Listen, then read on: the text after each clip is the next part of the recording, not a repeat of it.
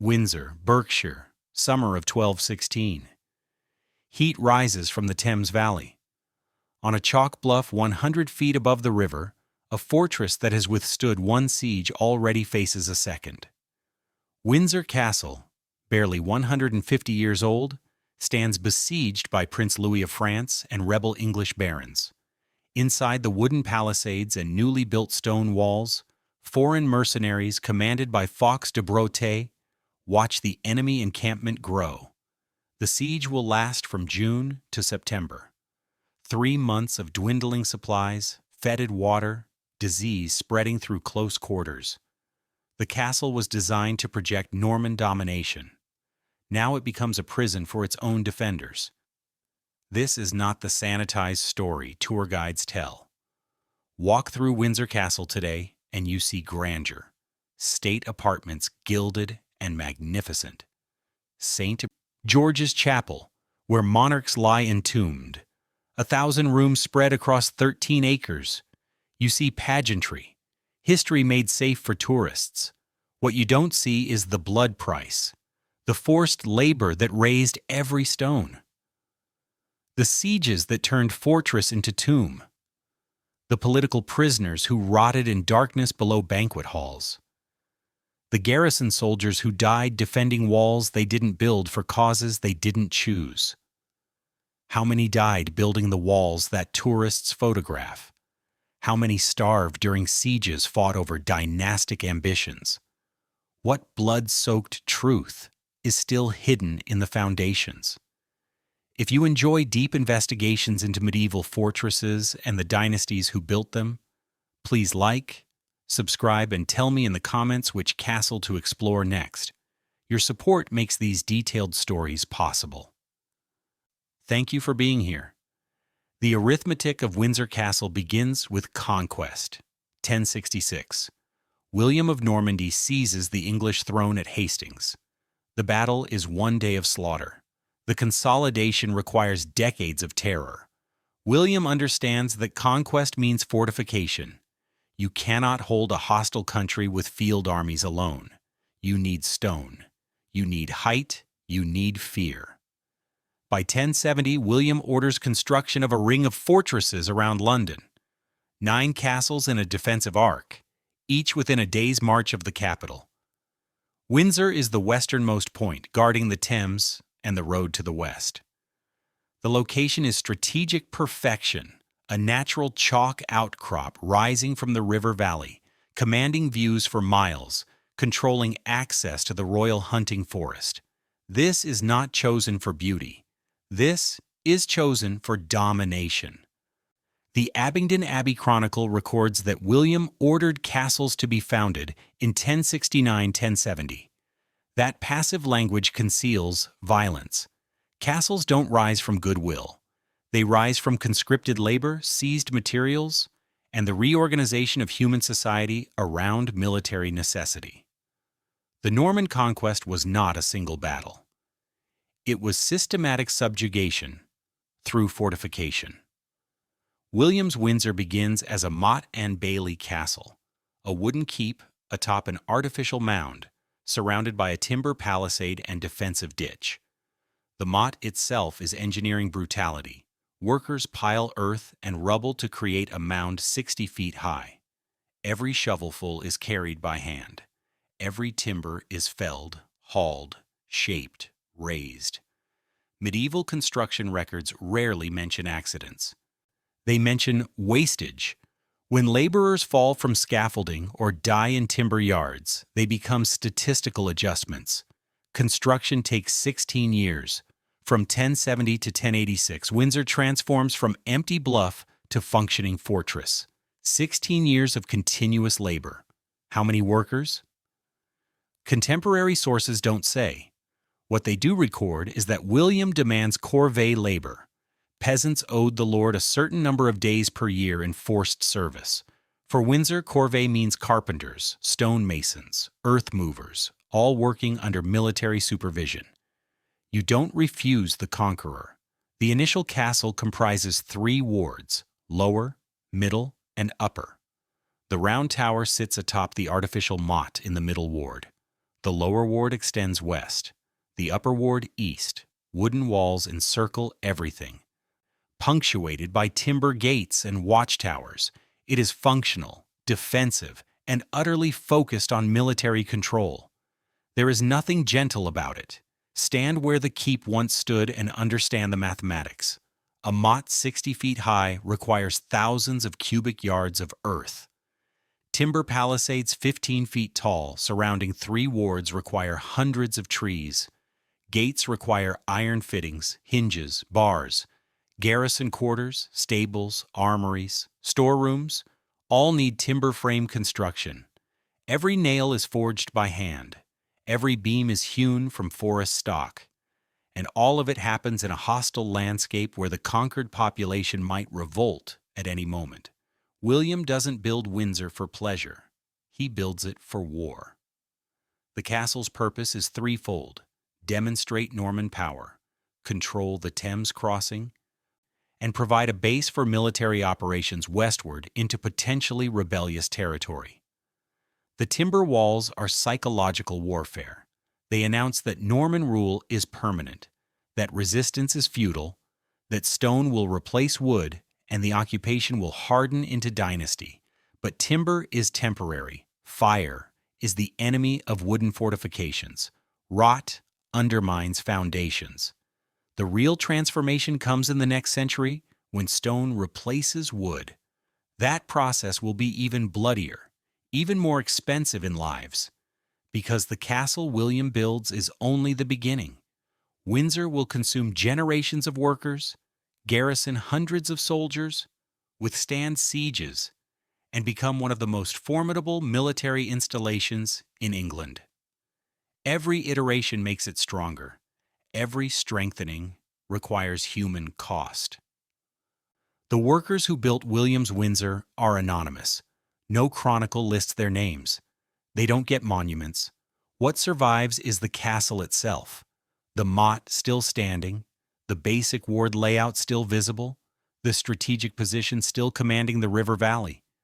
The stones remember what the histories omit: that every fortress is built on anonymous suffering, that domination requires infrastructure, that conquest without fortification is only temporary slaughter. Windsor makes the conquest permanent. William never sees the final form. He dies in 1087, a year after Domesday Book records Windsor as complete. His corpse famously explodes during burial, when attendants try to force the bloated body into a too small stone sarcophagus. Even in death, the conqueror cannot rest quietly, but his castle endures. Windsor will outlast every king who claims it, every garrison who defends it, every siege that tests it. The chalk bluff and the artificial motte, the defensive ditches and the ward walls, these are William's true legacy, not glory, not chivalry. Military engineering purchased with forced labor and political terror. That is how Windsor begins, with theft of land, conscription of labor, and construction designed solely to project violence. The rest is elaboration on that theme.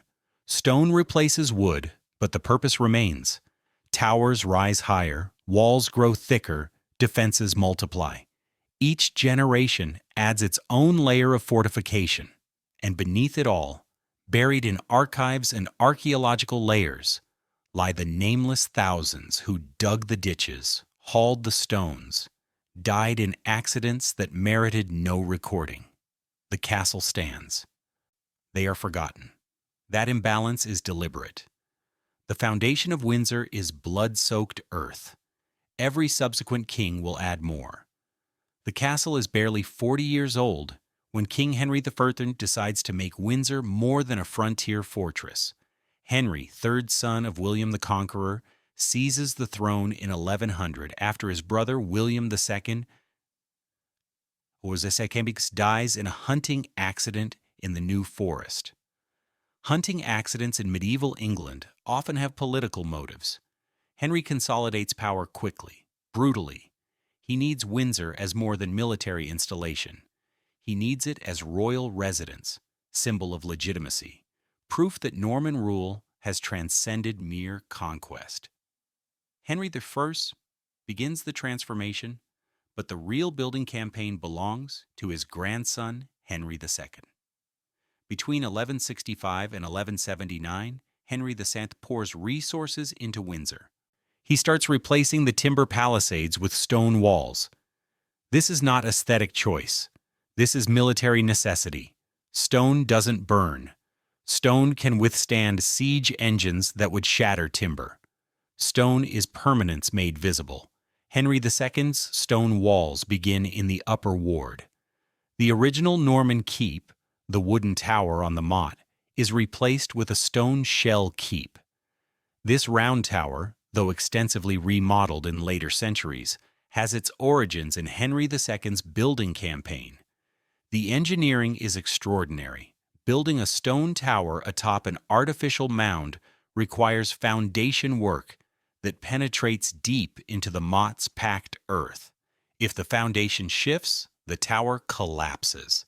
Medieval engineers solve this through trial, error, and casualties.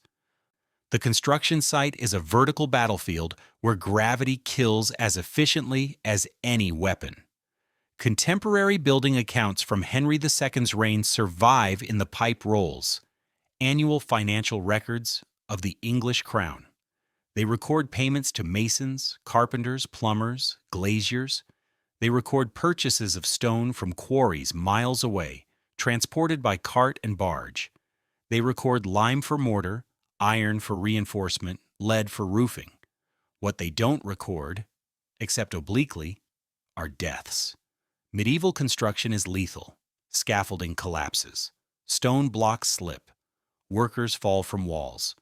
The pipe rolls occasionally mention payments to widows or expenses for removing bodies. These are footnotes in ledgers of expenditure. The stone for Henry II's walls comes from quarries in the Thames Valley. Each block is cut by hand, shaped to specification, marked by the mason for accountability. Transporting stone is slow, expensive, and dangerous. Carts overloaded with 2-ton blocks frequently break axles. Barge accidents on the Thames drown workers and cargo. Every stage of construction extracts human cost. And behind it all is the implicit threat. This is royal work. Refusal is treason, and the king's justice is swift. By 1179, Henry II has created a formidable stone fortress. The upper ward has stone curtain walls. The round tower rises from its motte in stone solidity. New stone gatehouses control access. The castle can now withstand serious siege. This is crucial because Henry II's reign is perpetually unstable. His sons rebel against him, his barons scheme, and his wife Eleanor of Aquitaine, whom he imprisons for 16 years in various castles, including Windsor, plots his downfall. Windsor must be secure against external enemies and potential internal betrayal. The garrison required to defend this expanded stone fortress numbers approximately 150 men in peacetime. In wartime, that swells to 300 or more. These are professional soldiers, men-at-arms in chainmail and helmets, archers with longbows and crossbows, engineers who maintain the walls and siege equipment.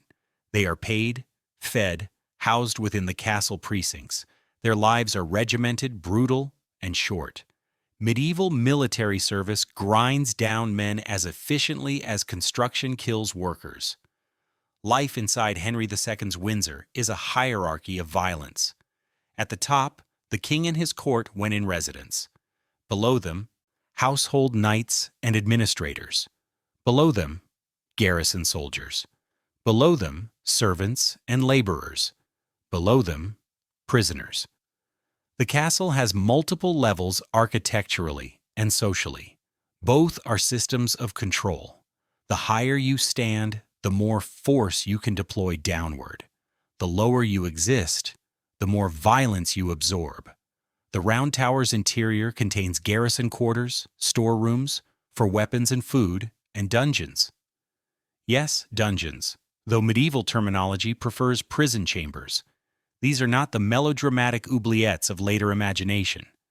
They are stone rooms with barred doors, minimal light, no sanitation, and air thick with damp and decay.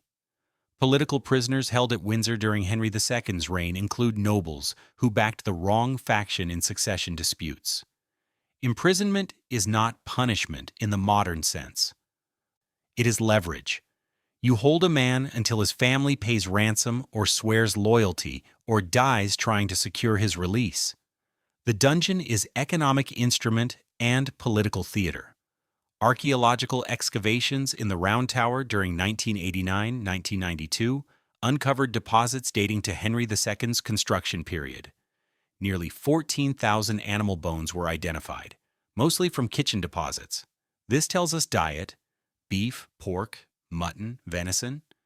The garrison ate well by medieval standards, but buried among those bones were artifacts that speak to harsher realities: iron chains, barred window fittings, and skeletal remains that radiocarbon dating places in the late 12th century.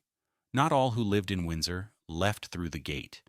Henry II dies in 1189, defeated and heartbroken after his son Richard allies with King Philip II of France against him.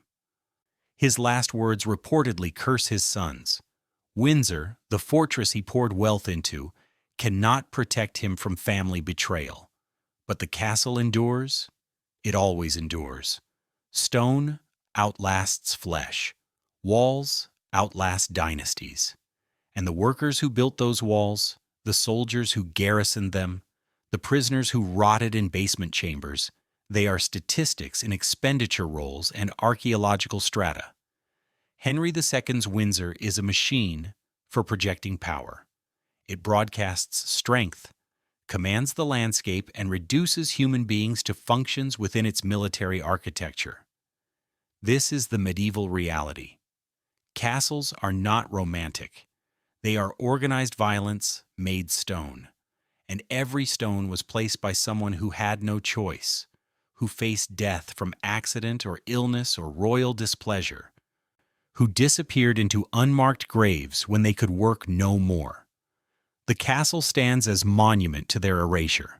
By 1199, Windsor is a formidable stone fortress. It will be tested severely in the coming century. The year 1199 brings King John to the throne. Fifth son of Henry II, brother to Richard the Lionheart, John is perhaps the most hated king in English history. Contemporary chroniclers call him cruel, paranoid, and incompetent. Modern historians are more measured, but the evidence remains damning. John loses Normandy to France in 1204. He alienates the barons through arbitrary taxation and seizure of property. He clashes with the Pope over church appointments. By 1214, his rule is unsustainable. Windsor Castle becomes John's refuge and his cage. When baronial revolt erupts in 1214, John uses Windsor as his base. The castle's strategic position allows him to threaten London while maintaining escape routes west. In 1215, with rebel forces controlling the capital, John moves between Windsor and other loyalist strongholds, always keeping the castle within reach. It is here, in the meadows of Runnymede just downstream from Windsor, that John meets the rebel barons on June 15, 1215, to seal Magna Carta. Magna Carta is not a victory for John. It is forced concession extracted under threat of civil war. The document limits royal power, establishes legal rights for barons and freemen, and creates mechanisms to enforce compliance. John seals it, returns to Windsor, and immediately begins plotting to void the agreement. Within weeks, he appeals to Pope Innocent III, who declares Magna Carta null and void. Civil war is inevitable. The First Barons' War begins in earnest in 1215. By May 1216, the rebel barons have invited Prince Louis of France to invade England and claim the throne. Louis lands with an army and lays siege to multiple royal strongholds. Windsor is among them. The siege of Windsor Castle in 1216 is the first true test of Henry II's stone fortifications. It will nearly break them. The castle is held for King John by Fawkes de Breautey, a mercenary captain of notorious reputation. Fawkes is exactly the kind of man John trusts: ruthless, loyal only to whoever pays him, and utterly indifferent to English law or custom. He fills Windsor with foreign mercenaries, Flemings, Gascons, Poitevins, men who have no ties to England and will fight purely for wages. The garrison numbers approximately 300 soldiers, well supplied and prepared for siege. Prince Louis's besieging force arrives in June 1216. The siege lasts 3 months. 3 months of escalating horror inside stone walls. Medieval siege warfare is arithmetic of attrition. The besiegers surround the castle, cut off supply lines, and wait for starvation or disease to break the defenders. The defenders husband resources, maintain morale, and pray for relief. Time is the weapon that kills everyone. Windsor's defenders have advantages. The castle's water supply comes from wells within the walls, less vulnerable to contamination than supplies drawn from outside. The storerooms hold salted meat, grain, ale, enough for months if rationed carefully. The stone walls Henry II built are too thick for battering rams and too high for easy scaling. The besiegers would need heavy siege engines, trebuchets capable of hurling stones weighing hundreds of pounds. These take time to construct and position, time the defenders can use to repair damage, but the siege extracts psychological cost. Inside the walls, 300 men watch the enemy camp grow. They see campfires at night, hear the sounds of timber being cut for siege engines, know that every day the noose tightens. Soldiers on watch duty stand 12-hour shifts. In summer heat, wearing chainmail and leather, thirst becomes torture. Food rations are cut. The garrison commander, Fawkes de Breauté, maintains discipline through threats and occasional executions. Desertion is punished by hanging from the battlements. The message is clear. The only way out is through victory or death. The besiegers employ standard siege tactics. They construct trebuchets and begin hurling stones at the walls. The projectiles weigh up to 300 pounds, launched in high arcs that crash down onto towers and battlements. Each impact sends stone shards flying, deadly shrapnel that kills or maims defenders. The bombardment is intermittent. Siege engines are slow to reload, but psychologically devastating. You never know when the next stone will fall. Sleep becomes impossible. Nerves fray. Prince Louis's forces also attempt to undermine the walls. Mining is standard medieval siege technique. Dig a tunnel beneath a section of wall or tower, shore it up with timber, pack it with combustibles, then set it alight.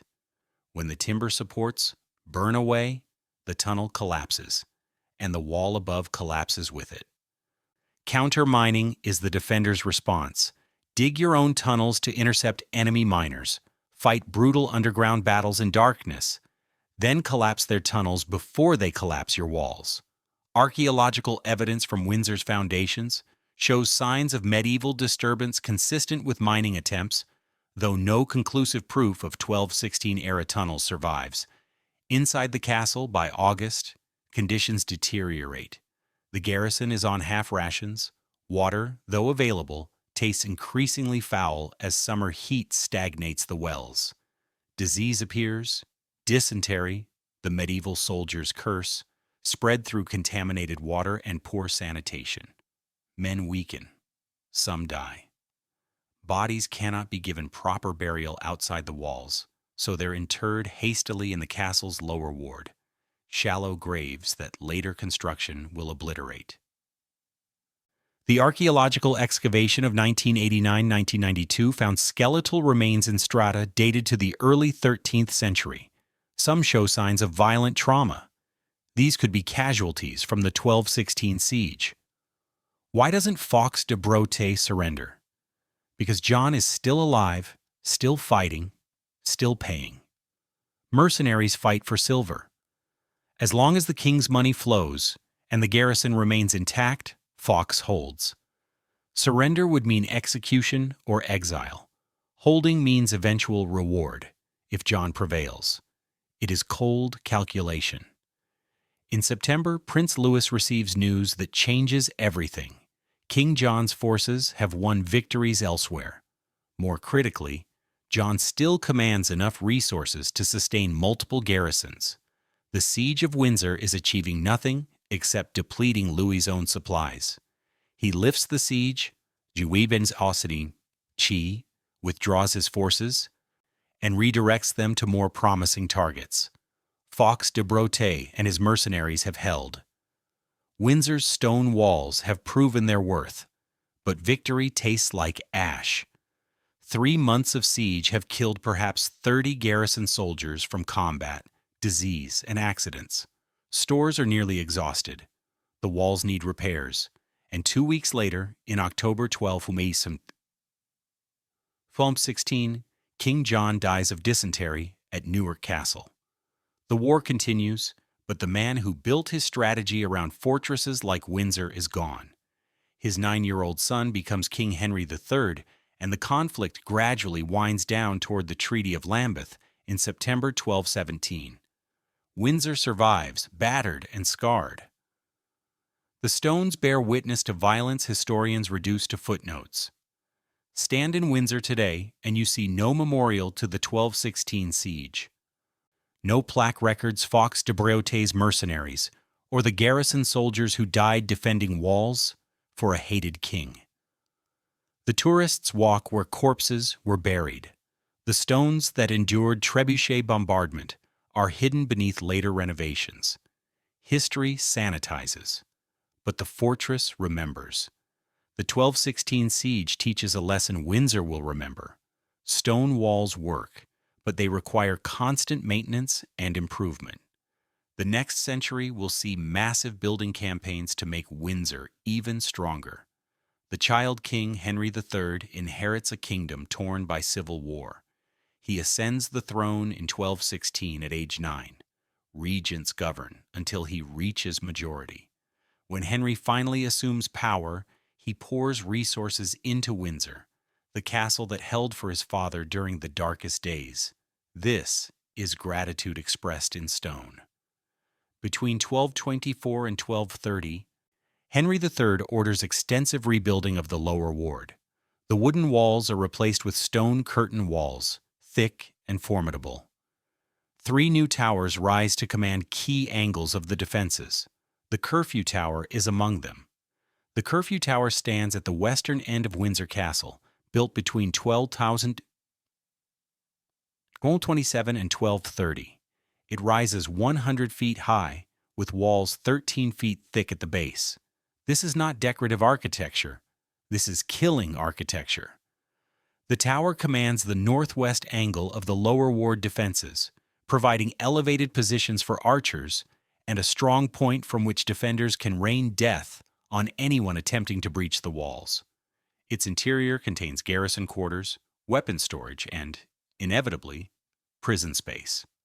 The dungeons of the Curfew Tower extend into the original Norman ditch of Windsor Castle. The basement has served many functions over centuries, but in the 13th century it was purpose-built for holding prisoners. Stone walls, minimal ventilation, no natural light. Prisoners in the Curfew Tower lived in perpetual twilight, their only contact with the outside world the sound of footsteps above and the occasional opening of a barred door. Medieval imprisonment was not about rehabilitation. It was about extraction. Hold the prisoner until ransom comes, until he breaks and confesses, until he dies, and the problem resolves itself. Henry III's construction projects require immense labor forces. The pipe rolls from 1224-1230 record expenditures on masons, carpenters, quarrymen, laborers. The financial accounts are meticulous about costs: stone purchased, lime for mortar, iron for bars and hinges, lead for roofing. They are less meticulous about human cost. Occasionally a payment appears to the widow of John the Mason, or for the burial of laborers who died. These are accounting entries, not memorials. The names are forgotten, the castle remembers. Building a tower 100 feet tall with walls 13 feet thick requires scaffolding that reaches dizzying heights. Medieval scaffolding is lashed timber, dangerously flexible, prone to collapse under weight or wind. Masons work on narrow platforms, hoisting dressed stone blocks that weigh hundreds of pounds. Ropes fray, pulleys fail, men fall. There is no safety equipment, no insurance, no compensation beyond a widow's pittance. You work because refusal means starvation or punishment. You die because the work is inherently lethal. The stone for Henry III's towers comes from quarries across Berkshire and beyond. Quarrying is brutal work. Split stone from bedrock using hammer and chisel. Shape rough blocks, load them onto carts. Quarry accidents are common. Stone splits unpredictably, crushing fingers or worse. Dust from stone cutting fills lungs, leading to silicosis and slow suffocation over years. But quarry work pays slightly better than agricultural labor, so men take the risk. They have families to feed. The king needs stone. The mathematics of survival leave little choice. Transportation of stone to Windsor is its own ordeal. Carts pulled by oxen move at walking pace. A cart loaded with 2 tons of stone traveling 15 miles takes a full day if the road is good, longer if mud or snow impedes progress. Accidents are frequent. Wheels break. Axles snap. Overloaded carts tip over, crushing drivers. The stone eventually reaches Windsor, but the human cost is embedded in every block. Each tower, each wall, each gate is a monument to anonymous suffering. Henry III personally invests in Windsor's development. He visits frequently, oversees construction, and demands perfection. The Curfew Tower is his particular pride.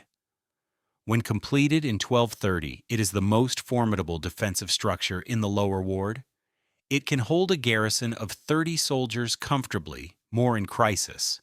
Its dungeons can accommodate dozens of prisoners, and its height makes it a visible symbol of royal power, a stone finger pointing skyward to remind everyone that Henry III rules, that the crown survives, that stone endures. But the tower also reflects Henry's paranoia. The Curfew Tower's internal layout includes a secure passageway connecting to other parts of the castle, allowing the king to move unseen between buildings. This is defensive architecture designed for a ruler who fears betrayal as much as external attack. Henry III's reign is marked by baronial rebellions, most notably Simon de Montfort's revolt in the 1260s. Windsor must be secure against foreign enemies and domestic traitors. The stone walls built in 1224 to 1230 anticipate those future crises. The garrison stationed at Windsor during Henry III's reign consists of professional soldiers paid from the royal treasury. Pay is irregular. Soldiers often wait months for wages. When payment doesn't come, discipline breaks down. Mutinies are rare, but not unknown. More common is simple desertion. Soldiers slip away at night, abandoning their posts for better prospects elsewhere. The Constable of Windsor deals with this through harsh punishment. Deserters caught are flogged or hanged. The bodies hang from the battlements as warnings. This is military justice, swift and brutal. Daily life for Windsor's garrison in the 1230s, 1260s is regimented monotony punctuated by terror. Soldiers train with sword, spear, bow. They maintain equipment, sharpen blades, repair chainmail, inspect siege engines. They stand watch on the walls, scanning the horizon for threats that rarely materialize. And they wait. Medieval military service is endless waiting, broken by moments of violence so intense they redefine time. When those moments come, a siege, a raid, a rebellion, the castle becomes a cauldron of killing. When they don't, boredom grinds down morale as effectively as combat grinds down bodies. Henry III also uses Windsor as a prison for high-status captives. During the Second Barons' War, 1264-1267, when Simon de Montfort and rebel barons challenge royal authority, prisoners are taken on both sides. Windsor holds royalist prisoners after de Montfort's victory at Lewes in 1264. Then rebel prisoners after de Montfort's defeat and death at Evesham in 1265. These are not dungeon prisoners in darkness. They are political hostages held in relative comfort, their captivity a bargaining chip in negotiations. But comfort is relative. You are still a prisoner. Your freedom depends on forces beyond your control. The psychological torture of political imprisonment can be worse than physical discomfort. Archaeological evidence from Henry III's building campaigns appears in foundation excavations. When later renovations dig deep, they uncover 13th century layers, construction debris, discarded tools, mortar waste, and bones. Always bones. Animal bones from garrison kitchens, but also human remains in contexts suggesting hasty burial. Some show signs of trauma, fractured skulls, broken limbs, construction accidents, battle casualties, executed criminals. The bones don't specify. They merely testify that Windsor's foundations are layered with death. By the time Henry III dies in 1272, Windsor Castle is a formidable fortress. The stone walls, towers, and defenses built during his reign make it nearly impregnable to medieval siege tactics. But impregnable is not the same as invulnerable. The next century will test Windsor again. Not through siege, but through transformation. Edward III will turn Windsor from fortress into palace, from military installation into symbol of chivalric glory. The process will require even more labor, more wealth, and more erasure of the human cost embedded in every stone. Henry III's Windsor is a machine that consumes lives and produces security. It works as designed. The king is safe. The garrison is maintained. The prisoners are held, and the workers who built it, the soldiers who defended it, the captives who suffered in it, they vanish into history as nameless statistics. The castle stands. They do not. This is intentional. Power requires monuments. Monuments require forgetting. The stones of the Curfew Tower, 13 feet thick at the base, 100 feet high. Remember what the chronicles omit. That every tower is a tomb for the men who built it. That every dungeon is a theater of invisible suffering. That Windsor is not just history-made stone. It is violence made permanent. Edward III becomes king in 1327 at age 14, after his father Edward II is deposed and murdered. The young king inherits a kingdom exhausted by war with Scotland and internal strife. He will spend his long reign, 50 years, rebuilding England's military strength and projecting chivalric glory. Windsor Castle becomes the centerpiece of that project. Between 1350 and his death in 1377, Edward III spends $51,000 transforming Windsor from fortress into Gothic palace. This is more than any other medieval English king spends on a single building. To understand the scale, $51,000 in the 14th century translates to approximately $26 million today. The human cost is incalculable. Edward III's vision is Arthurian. He dreams of recreating the Round Table, establishing an order of knights bound by chivalric codes. In February 1344, he begins construction of a hall or house for a proposed Order of the Round Table. The work continues for 40 weeks, employing hundreds of men: masons, carpenters, plasterers, glaziers, painters, skilled craftsmen drawn from across England. This is not military fortification. This is theater. Edward wants Windsor to be the most magnificent palace in Europe, a physical manifestation of English power and chivalric ideals. The Round Table project is eventually abandoned and replaced by the Order of the Garter, founded in 1348. But the building campaign continues. St. George's Chapel, the spiritual home of the order, undergoes massive reconstruction. The upper ward is entirely rebuilt in Gothic style. Soaring stone walls, pointed arch windows, elaborate decorative carvings. The lower ward receives similar treatment. Edward's architects employ the latest Gothic techniques, rib vaulting, flying buttresses, intricate tracery. The result is spectacular. It is also built on suffering. The workforce required for Edward III's transformation of Windsor numbers in the thousands. The pipe rolls and other financial records detail expenditures but hint at the scale. Hundreds of masons work simultaneously, each with a distinctive mason's mark carved into the stones they dress. This allows accountability. If a stone is improperly cut, the responsible mason can be identified and punished. Punishment ranges from fines to dismissal, to, in cases of gross negligence, imprisonment or physical beating. Medieval labor relations are enforced through violence. Carpenters construct massive timber scaffolding, roofing, floors, and intricate woodwork for interiors. Skilled carpenters earn better wages than laborers, but the work is no less dangerous. Working at height, often in wind or rain, handling heavy beams, using sharp tools, every day carries risk. Accidents are routine. Falls kill instantly or leave men crippled. There is no workers' compensation. An injured carpenter who cannot work faces destitution. His family might receive a small payment if the king is feeling generous, but more often they simply starve or become beggars. The lime mortar binding Edward's stonework requires kilns burning day and night.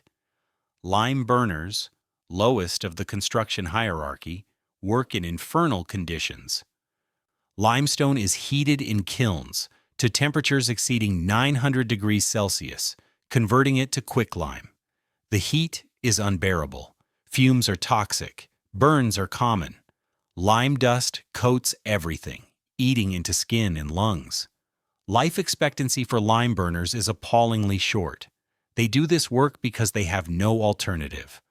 The rigid social structure of feudal England offers few escapes from the position you're born into.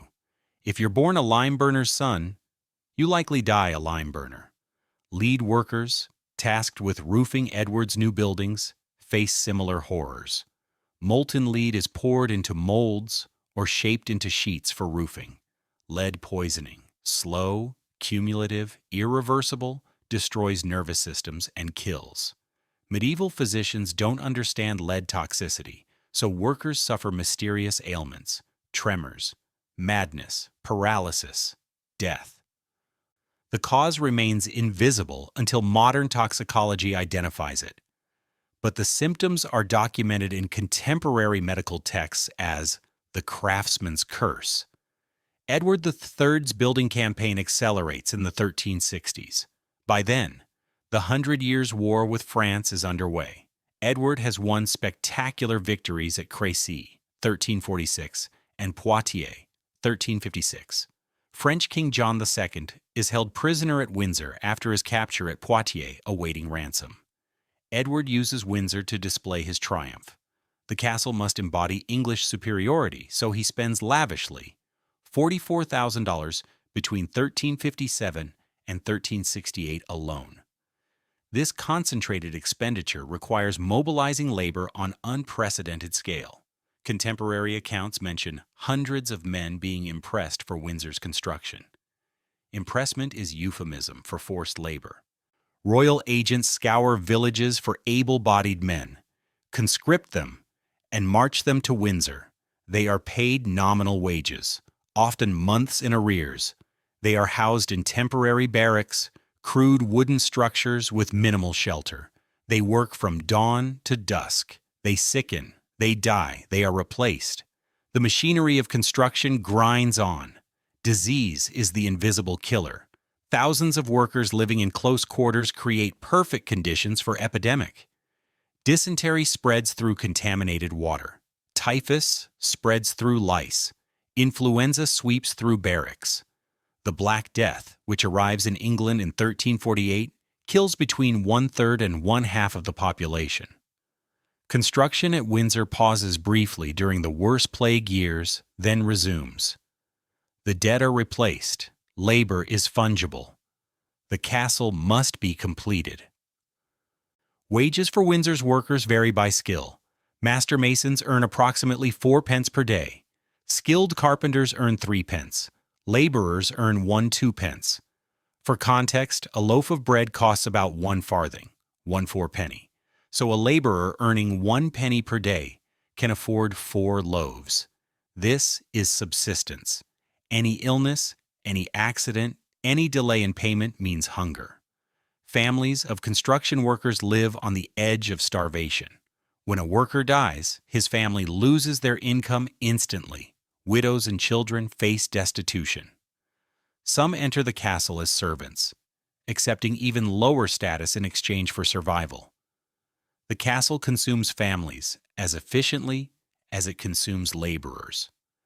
Edward III's architectural vision includes elaborate defensive features integrated with Gothic aesthetics. The new gateways are fortified marvels, thick stone walls, murder holes for dropping projectiles on attackers, heavy portcullises, multiple layers of defense. The Norman Gate, completed during Edward's reign, is imposing and deadly. Its passage is a killing corridor, narrow, overlooked by murder holes, sealed by portcullises at both ends.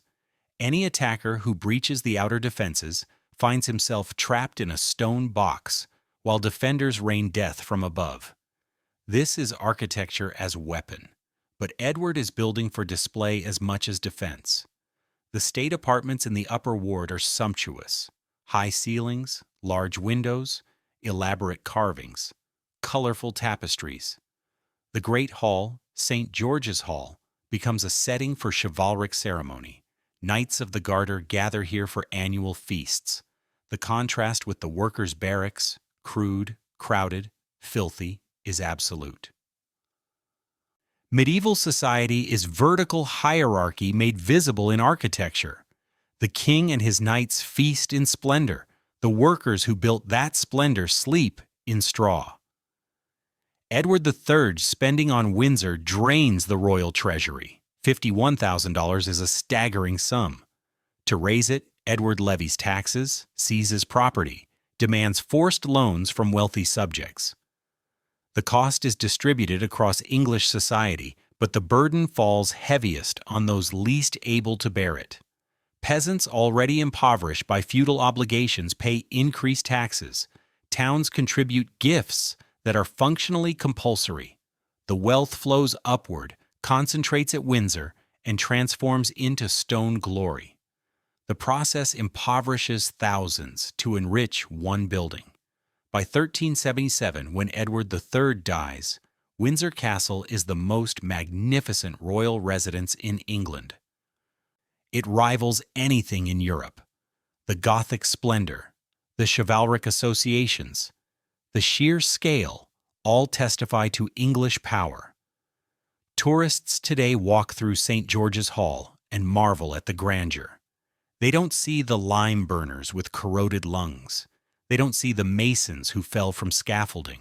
They don't see the laborers who died of dysentery in crowded barracks. Those deaths are erased, reduced to footnotes in expenditure rolls, invisible in the finished castle. Edward III's Windsor is a monument built on systematic exploitation. Every stone was placed by someone who had no choice. Every carving was made by someone who might go unpaid. Every tower rose because laborers risked their lives daily. The castle is beautiful because it erased the suffering that created it. This is the dark architecture of medieval power. Transform human misery into aesthetic glory, then claim the glory while forgetting the misery. Stand before the Norman Gate and understand what you're seeing. Not heritage, not romance. Military architecture designed to kill efficiently, built by workers who died anonymously, funded by taxes extracted from a population with no voice. The stones don't tell this story. The tour guides don't tell this story. But the bones buried in Windsor's foundations remember. They always remember. The 100 Years' War makes Windsor strategically vital once more. Though the castle sees no sieges during Edward III's lifetime, it serves as military headquarters, armory, and prison for captured French nobility. After the Battle of Poitiers in 1356, King John II of France is held at Windsor while ransom is negotiated. This is political theater. Display the captured king in England's most magnificent castle, demonstrate superiority, extract maximum wealth. John II's ransom is set at 3 million gold crowns, an astronomical sum. Payment takes years. During his captivity, John lives in relative comfort, royal prisoner, not dungeon prisoner, but he is still captive. He dies in 1364 in London, still technically a prisoner, though allowed considerable freedom. Windsor's role as prison for high-status captives continues through the 14th and 15th centuries. After the Battle of Agincourt in 1415, Henry V holds French nobles at Windsor. These prisoners are political assets. Their families pay ransom. Their captivity demoralizes France. Their presence in England legitimizes Henry's claims to French territory. The prisoners live in the upper ward, in chambers that are comfortable but locked. They attend feasts, engage in conversation with English nobles, even go hunting under guard. This is civilized captivity, but captivity nonetheless. Freedom is denied, agency is removed, and the prison is gilded stone. But not all prisoners at Windsor experience comfort. The dungeons in the curfew tower and beneath other structures hold prisoners of lower status, accused traitors, captured rebels, criminal nobles awaiting trial. These prisoners experience medieval incarceration at its cruelest. Stone cells without windows, straw on floor, bucket for sanitation. Food is bread and water, delivered once daily through a barred door. Isolation is total. Silence is absolute except for the sounds of the castle above, footsteps, voices, the distant clang of gates. Time becomes meaningless. Days blend into weeks, weeks into months. Some prisoners lose their minds. Others die from disease or malnutrition. Records occasionally note, prisoner died in custody, but rarely specify cause. The dungeon kills invisibly. The psychological torture of imprisonment is well understood by medieval jailers. Isolation breaks men faster than physical torture. Remove human contact, remove light, remove any sense of time's passage, and the mind collapses. Prisoners held in Windsor's dungeons for years emerge, if they emerge, as shadows. Contemporary chronicles mention nobles who never recovered from imprisonment. This is trauma, though medieval language lacks that term. The castle inflicts wounds that stone cannot record. Torture, though not officially sanctioned in English law during this period, occurs.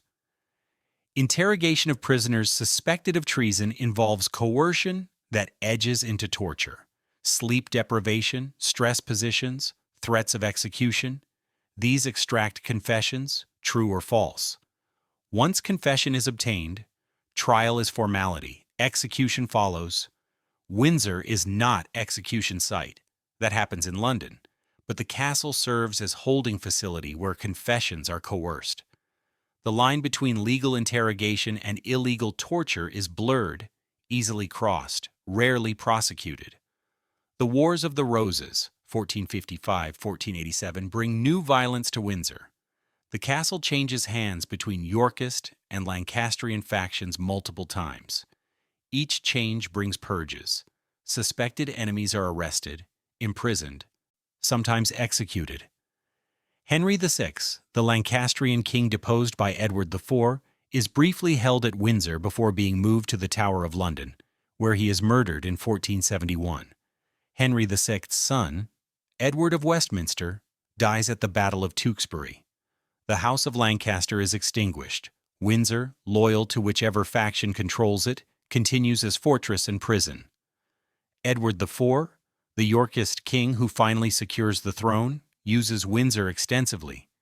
He begins the construction of the magnificent St. George's Chapel that stands today, though it won't be completed until the reign of Henry VII.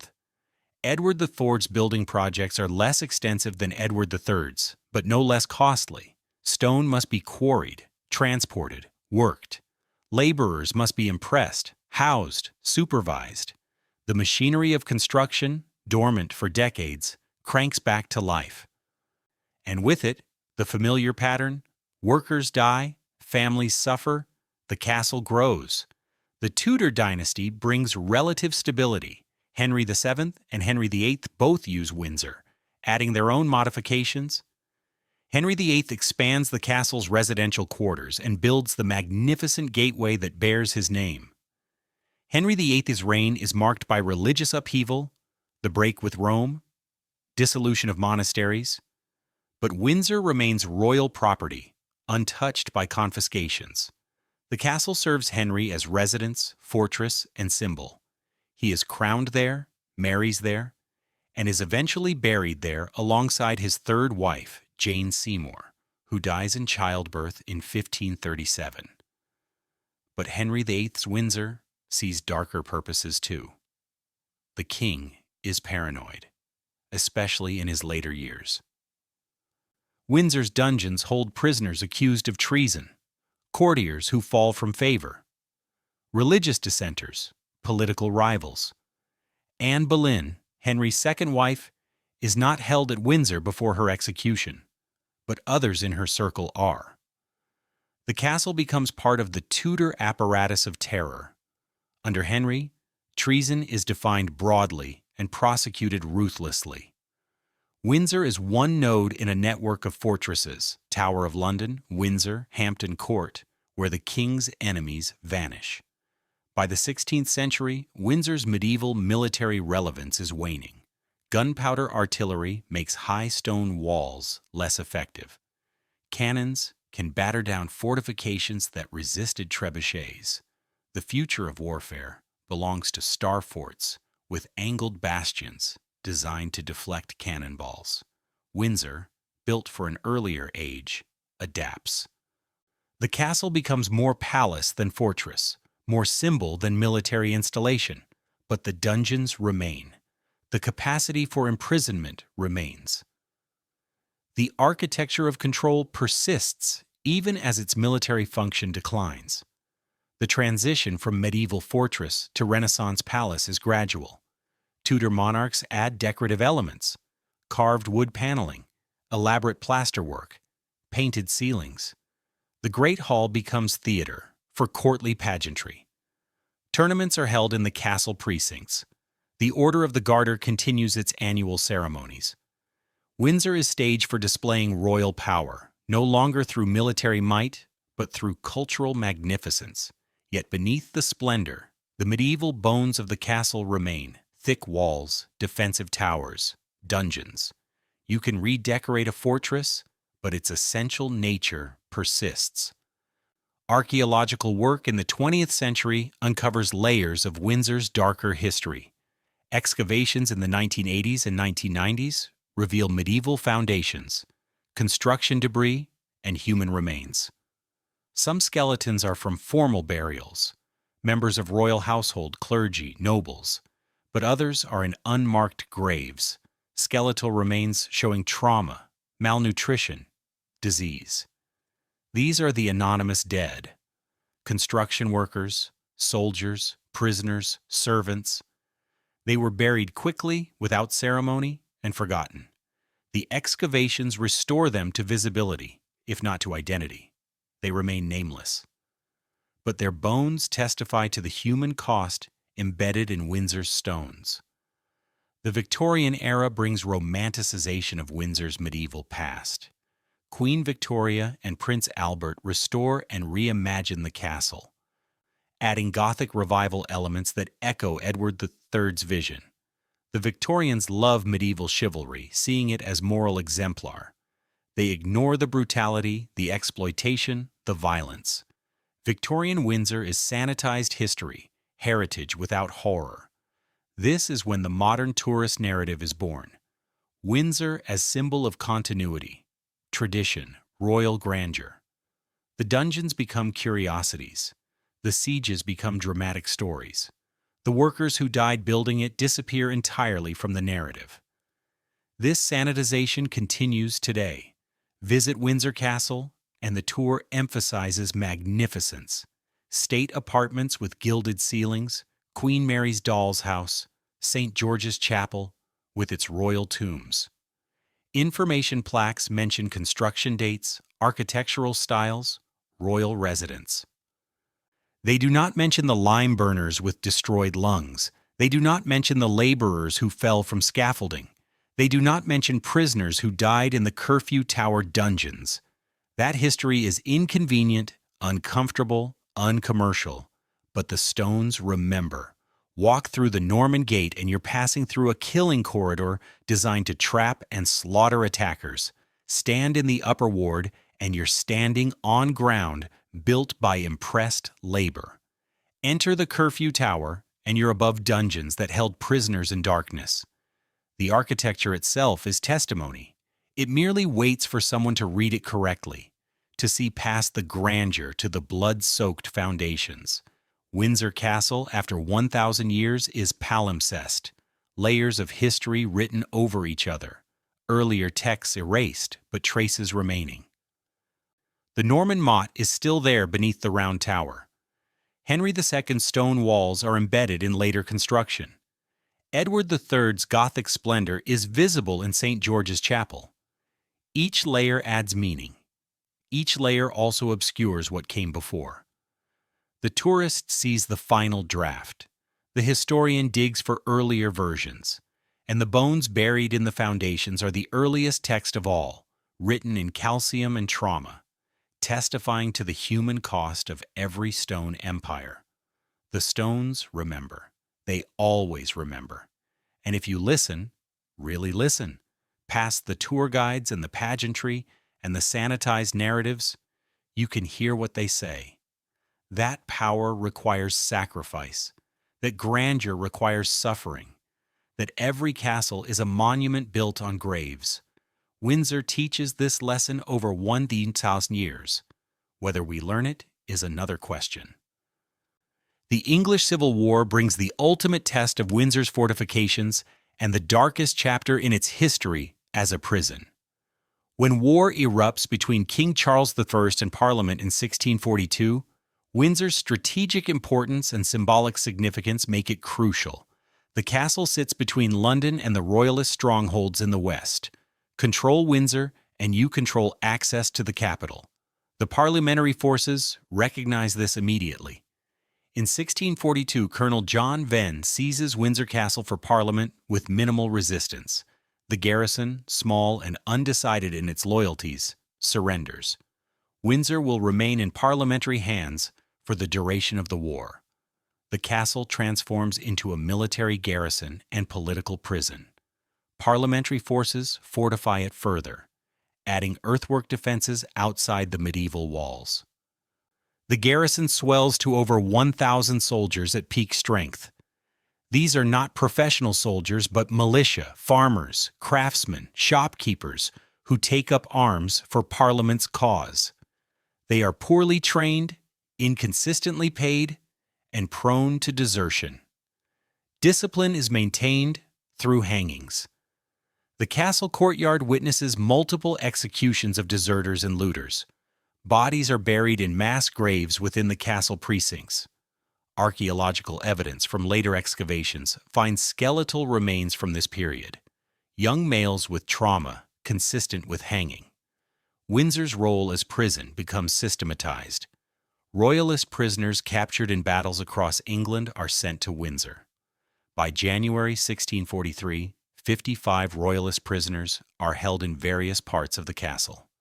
The numbers grow as the war continues.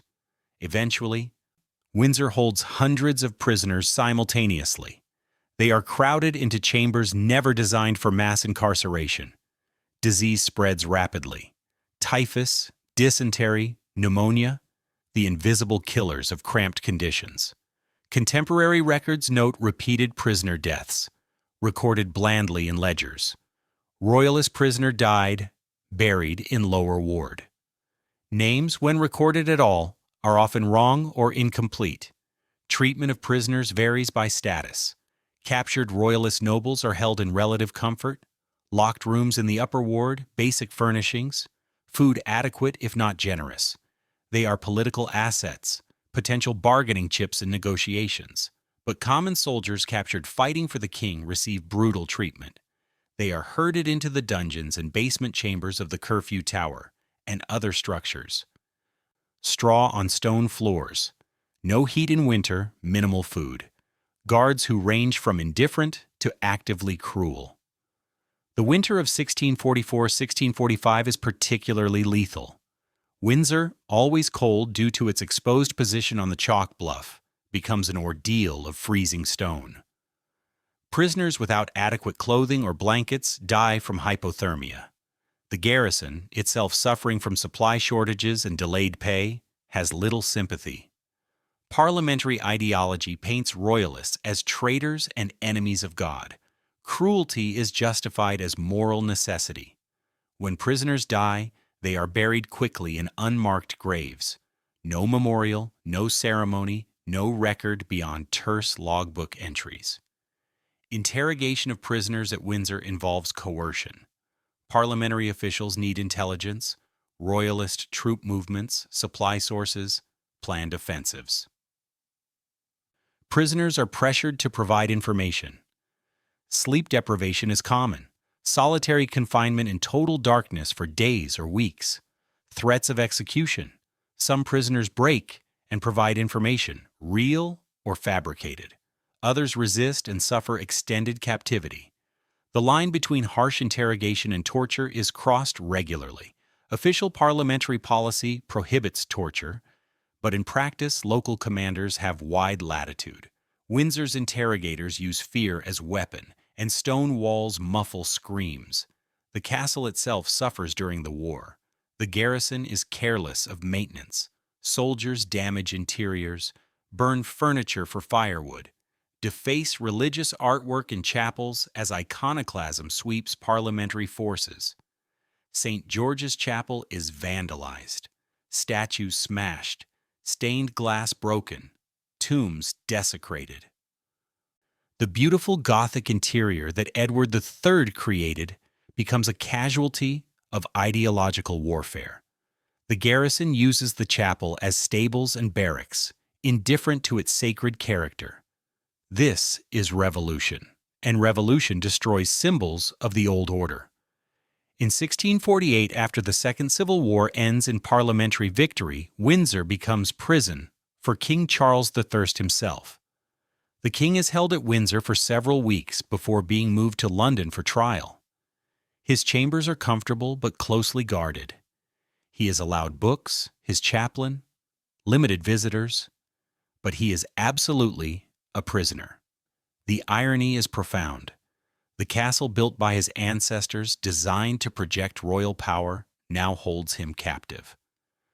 Charles walks the same halls where Edward III feasted, looks out the same windows where Henry VIII surveyed his domain. Now he is powerless, awaiting trial and almost certain death. Charles I is executed in London on January 30th, 1649. His body is returned to Windsor for burial in St. George's Chapel. The burial is hasty, secret, and without ceremony. Charles is interred in the vault beneath the chapel, alongside Henry VIII and Jane Seymour. No monument marks his grave initially. Parliament wants no royalist shrine. The king is dead, the monarchy is abolished, and England becomes a commonwealth under Oliver Cromwell. Windsor, symbol of royal power, is repurposed as garrison and government property. During the Commonwealth period, 1649-1660, Windsor continues as military installation and prison. Royalist plots are frequent, and suspected conspirators are imprisoned at Windsor. The dungeons stay full. The garrison remains large and vigilant. Cromwell himself visits Windsor occasionally, using it as headquarters for military planning. But he prefers Hampton Court as residence. Windsor is too cold, too militaristic, too freighted with royalist associations. It remains functional fortress, not home. The restoration of the monarchy in 1660 transforms Windsor once more. Charles II returns from exile and reclaims the castle. He orders repairs to war damage, restoration of St. George's Chapel, and improvements to the royal apartments. Charles II spends lavishly, trying to erase the memory of parliamentary occupation. But the damage is deep. The chapel's medieval stained glass is lost forever. The furnishings looted or burned are irreplaceable. Windsor's splendor is rebuilt, but something intangible is lost: the assumption of permanence. The Civil War proved that royal power is not absolute, that castles can be taken, that kings can be killed. Windsor will never again be quite the same symbol it was before 1642. The prisoners held at Windsor during the Civil War leave almost no trace in the official narrative. No memorial in the castle grounds names them. No plaque describes their suffering. The modern tourist experience skips from Edward III to the Restoration, with barely a mention of the Civil War. This is deliberate erasure. The Civil War is uncomfortable history. Englishmen killing Englishmen, king executed by his subjects, castles turned into prisons. Modern Windsor prefers continuity and pageantry. The darker chapters are minimized, but archaeological evidence doesn't lie. Excavations in various parts of Windsor's grounds have uncovered mass burial sites dating to the 1640s. Skeletal remains showing signs of malnutrition, disease, trauma. These are likely prisoners who died in captivity. They were buried hastily in unmarked graves, forgotten almost immediately. Only modern archaeology has restored them to visibility. Their names are lost. Their stories are lost. But their bones testify to Windsor's role as instrument of political violence. The Curfew Tower dungeons, used extensively during the Civil War, are open to limited public access in later centuries, then closed again.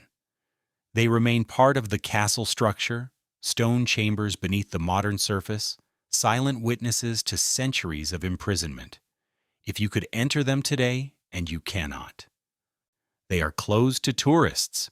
You would find stone walls carved with graffiti, names, dates, prayers scratched into stone by desperate prisoners. Some carvings date to the Civil War period. Others are earlier or later. The dungeons served their grim purpose across centuries, indifferent to which faction held the keys. Windsor during the English Civil War is architecture weaponized. The castle designed for defense becomes prison. The halls built for chivalric ceremony become barracks. The chapels consecrated for worship become stables. War strips away pretense. The castle reveals its true nature, instrument of power, regardless of who wields it. Parliament uses Windsor as brutally as any king. The stones serve whoever holds them. Loyalty is a human conceit. Stone has no allegiance.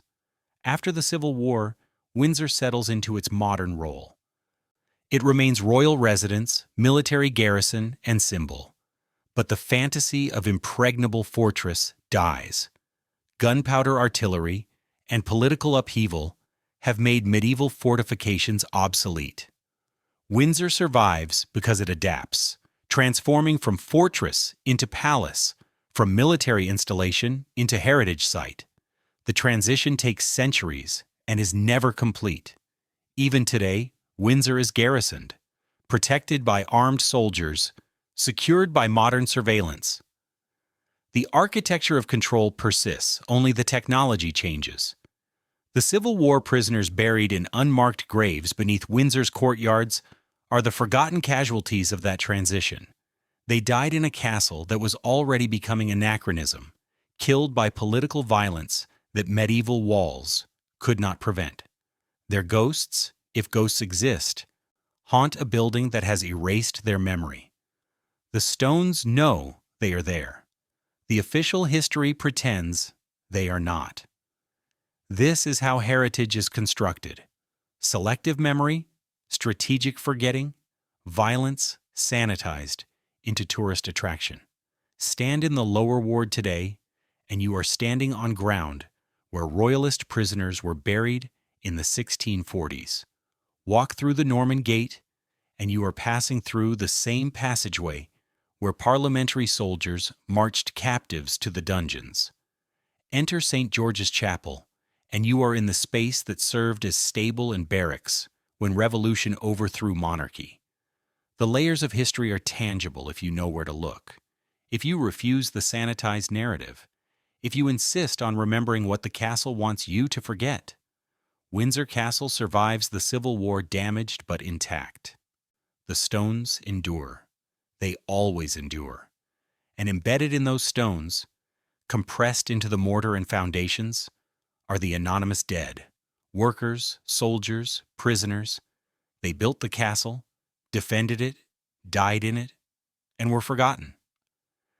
This is the true story of Windsor. Not grandeur, not heritage. Violence made permanent in stone. By the 18th century, Windsor Castle transitions fully from fortress to royal residence and symbol of British monarchy. The military threat that necessitated medieval fortifications has passed. Gunpowder artillery has rendered castle walls obsolete, and Britain's security depends on naval power, not inland fortresses. Windsor remains garrisoned, but the garrison is ceremonial as much as functional. The castle's primary purpose is display, hosting monarchs, impressing foreign visitors, embodying continuity and tradition. This transformation requires extensive rebuilding and redecorating. The Georgian monarchs, particularly George III and George IV, invest heavily in Windsor. George III makes it his primary residence, preferring Windsor's relative isolation to London's chaos. George IV, upon ascending in 1820, commissions architect Geoffrey Wyatville to modernize and Gothicize the castle. Wyatville's work, completed over 12 years, at a cost of nearly $1 million, approximately $90 million today, transforms Windsor's silhouette. He raises the round tower, adding 30 feet to its height to make it more impressive. He remodels state apartments, installs modern plumbing and heating, and creates the grand corridor linking the castle's disparate sections. The result is spectacular. A palace that looks medieval but functions with 19th century amenities. But Wyatville's renovations destroy much medieval fabric.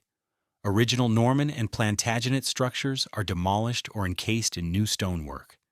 The archaeological record is erased as old walls are torn down and rebuilt to Georgian taste. This is vandalism disguised as improvement. Medieval craftsmanship, irreplaceable, is discarded for modern uniformity. The stones that witnessed Norman conquest, baronial revolt, and civil war are rubble. Windsor's ancient identity is sacrificed to create a Victorian fantasy of what a castle should look like. The workers who execute Wyatville's designs face familiar dangers. Construction in the early 19th century is marginally safer than medieval work, but only marginally. Scaffolding still collapses, stones still fall, workers still die.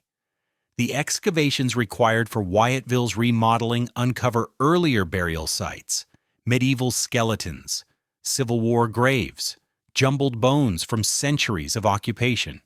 These remains are reburied hastily or discarded.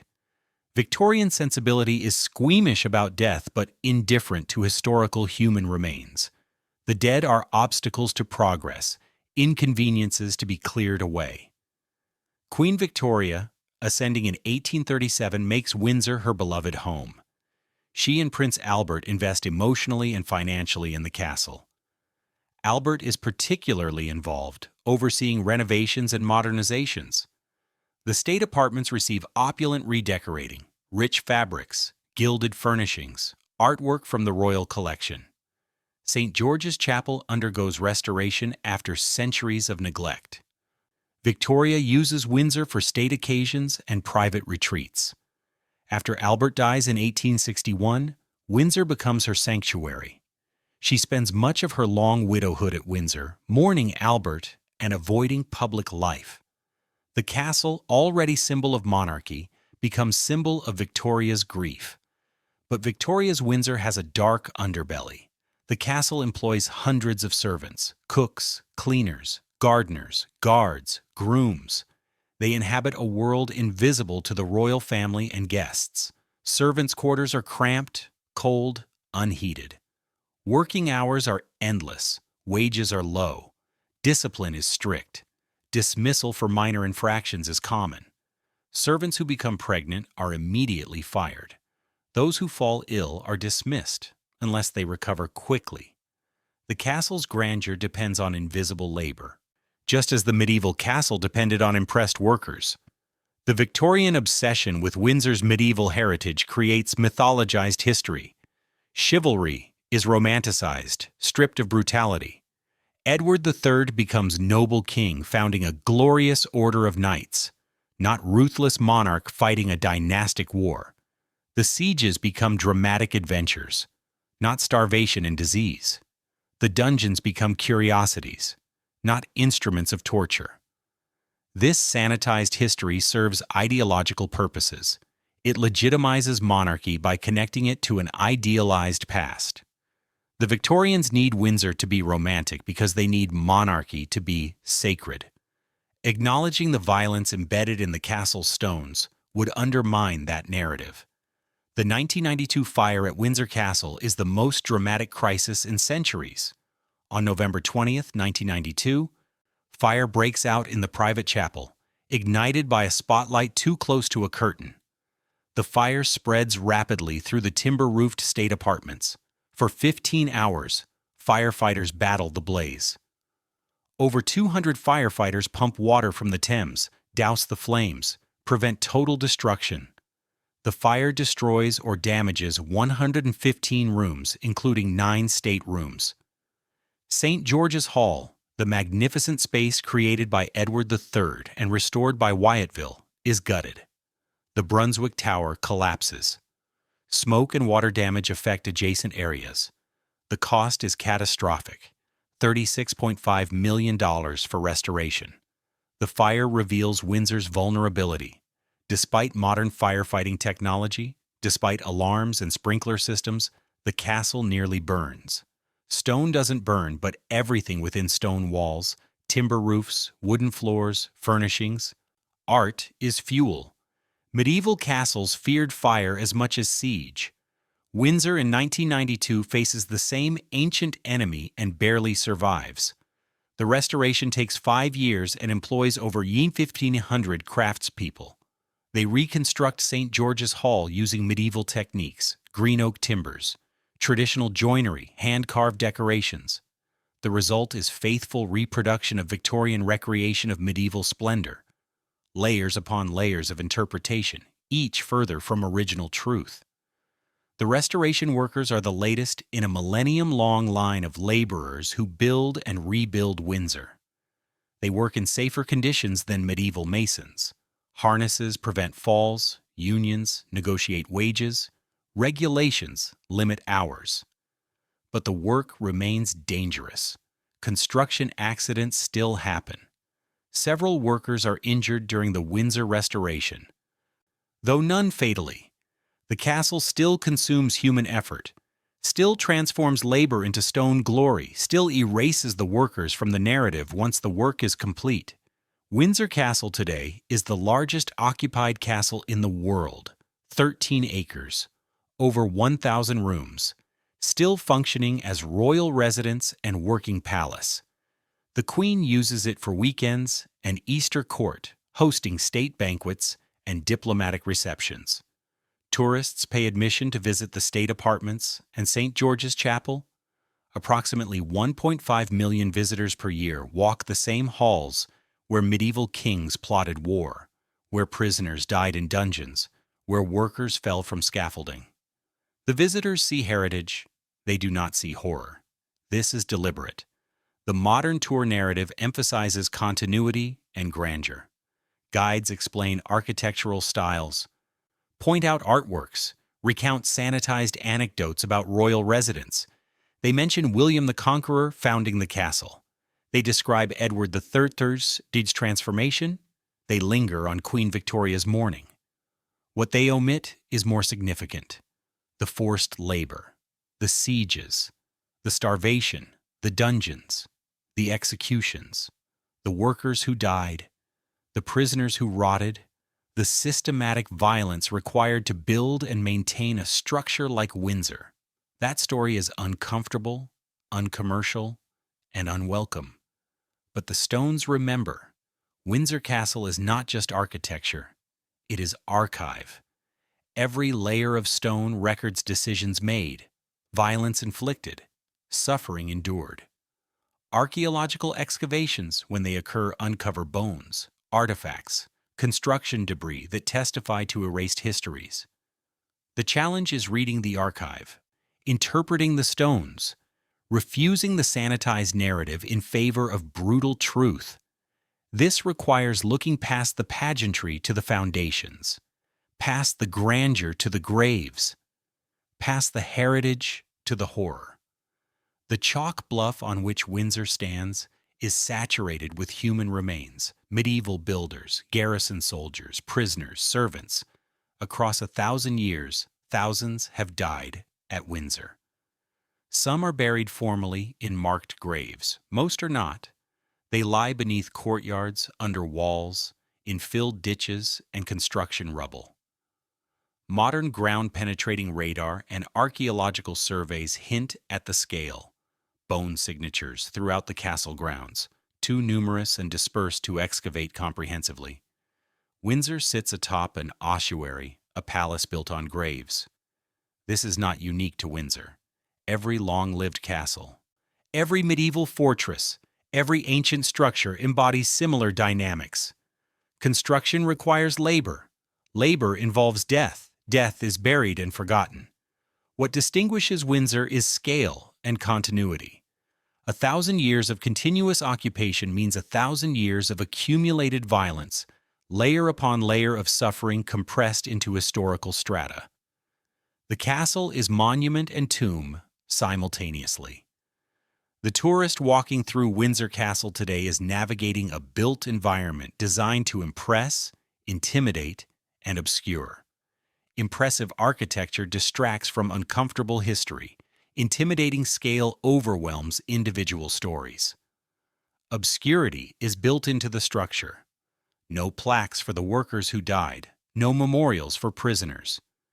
No acknowledgement of violence, except when it can be romanticized as heroic defense or chivalric glory. The castle tells the story it wants told. Everything else is silence. But silence is not absence. The erased histories persist in archaeological layers, in building scars, in the very layout of the castle. The Norman Gate remains a killing corridor despite Georgian decorations. The Curfew Tower's dungeons still exist beneath modern floors. The motte built by impressed Norman laborers still supports the round tower. The evidence is there for anyone willing to look, willing to question the heritage narrative, willing to confront the blood-soaked foundations beneath Windsor's grandeur. Stand before Windsor Castle and see both versions simultaneously. See the magnificent palace, symbol of British monarchy, tourist attraction visited by millions, and see the fortress built by forced labor, expanded through generations of exploitation, maintained by garrisons of soldiers whose lives were expendable, defended in sieges that brought starvation and death, used as prison where captives rotted in darkness. Both versions are true. Both coexist in the same stones. The castle is palimpsest, the beautiful surface text concealing darker narratives beneath. The tragedy of Windsor is not that violence occurred. Medieval history is saturated with violence. The tragedy is that we choose to forget, to sanitize, to reduce complex brutality to simple heritage. We visit castles and see romance. We should see graves. We photograph towers and see architectural triumph. We should see workers who fell from scaffolding. We walk through halls and see royal grandeur. We should see prisoners in dungeons below. The castle offers both narratives. We choose which one to see. Windsor Castle, after 1,000 years, is testament to human capacity for creation and destruction, for beauty and brutality, for memory and forgetting. It stands as monument to monarchy, to military engineering, to architectural ambition. It also stands as tomb for thousands of anonymous dead, as instrument of political violence, as structure built on systematic exploitation. Both truths coexist. Acknowledging both is the only honest response. The stones remember. They remember Norman conquest and impressed labor. They remember medieval sieges and garrison deaths. They remember prisoners in dungeons and workers fallen from scaffolding. They remember civil war and royal execution. They remember fires and rebuilding. The stones are archive of violence and suffering, compressed into foundations, embedded in walls, layered into every structure. Reading that archive requires looking past the tour guide's script, past the heritage branding, past the royal pageantry. It requires asking questions the castle doesn't want asked. How many died building this? Who suffered in these dungeons? What violence is buried beneath these courtyards? The answers are there.